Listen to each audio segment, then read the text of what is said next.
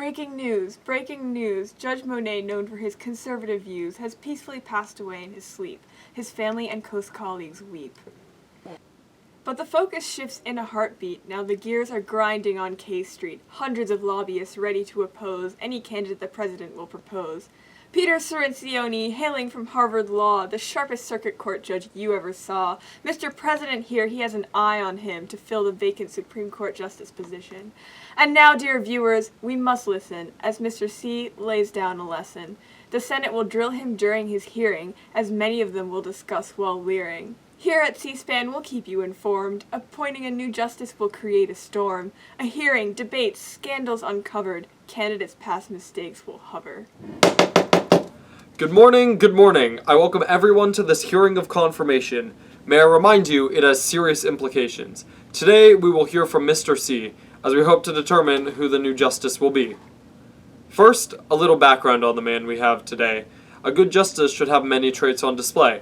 Strong educational and academic background, a clean record and past, no acting like a clown. Lots of judicial experience, ethical talent. How many souls can he crush with a wooden mallet? Mr. C comes from the creme de la creme, top of his class, law school valedictorian. Volunteer work for organizations, not corrupt, that don't discriminate or engage in any misconduct. Now we get into it. Mr. Cirincione, if I may ask, what is your opinion on Roe v. Wade? A simple task. I'm confident in the decision of the Burger Court that abortion is legal and we shouldn't resort to taking away this constitutional right to privacy for which we had to fight.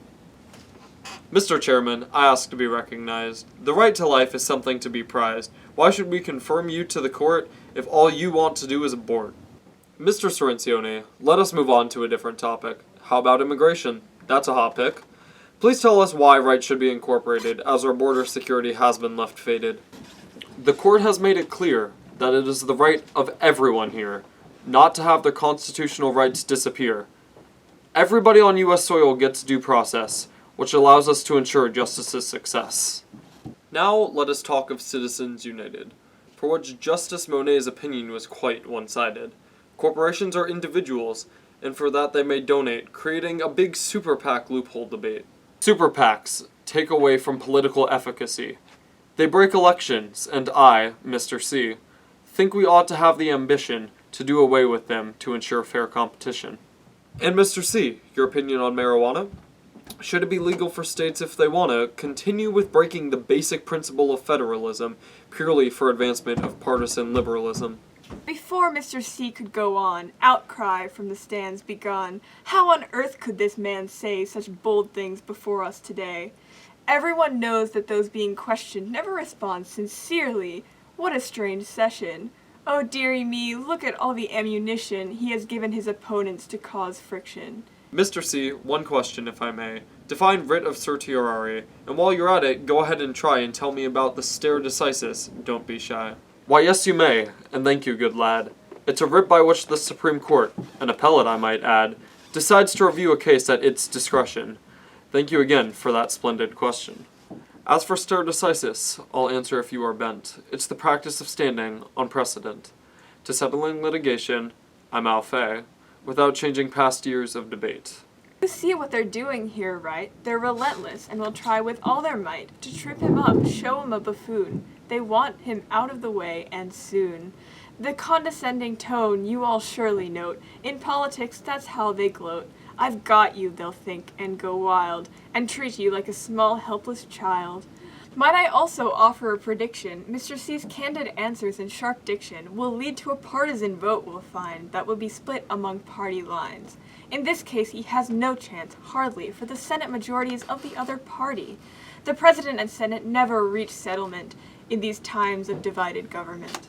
I am a member of the public here with a concern. I have to speak out. I have to be heard, given that the position on the highest court is at stake. I've come to detail Mr. C's past mistakes. Mr. C, do you remember me? I took your AP and got a 3. But that is not the injustice I wish to describe. Into the delves of teaching, I will dive. You held back an entire class one day for one person who had too much to say. That is a clear violation of the Geneva Convention. How has this not gotten more attention? A scandal, finally something interesting. It's a trivial matter spun into something more riveting. Mr. C has no chance now, unless he can manage to plow through the mess that has been created. Will the lies be abated?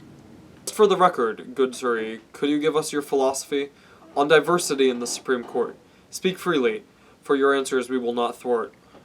While the Supreme Court does not have de jure constituencies, our ability to make well-informed decisions increases with diversity of backgrounds, ideas, experiences. Oh yes, it's evident, multiple viewpoints help to represent more of our citizens. Weeks have passed and it's been tough. Mr. C has had it rough. Controversy, ridicule, and scandal combined leads to political failure, as you will find.